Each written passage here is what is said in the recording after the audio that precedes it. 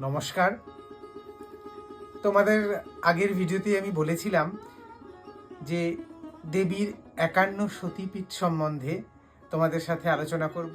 সেই সতীপীঠের অবস্থান, সতীপীঠে দেবীর কোন অঙ্গ পড়েছিল, সেই পীঠের মাহাত্ম্য কী, পৌরাণিক গুরুত্ব, আধ্যাত্মিক গুরুত্ব কী, সেই সম্বন্ধেই তোমাদের সাথে আলোচনা করব। আজ প্রথম যে পীঠের সম্বন্ধে আলোচনা করব সেটা বিহারের উমাপীঠ বা মিথিলা পীঠ, যেটা বিহারের ভারত এবং নেপালের বর্ডার এরিয়া জনকপুরে অবস্থিত। জনকপুরের মিথিলায় অবস্থিত এই উমা সতীপীঠ।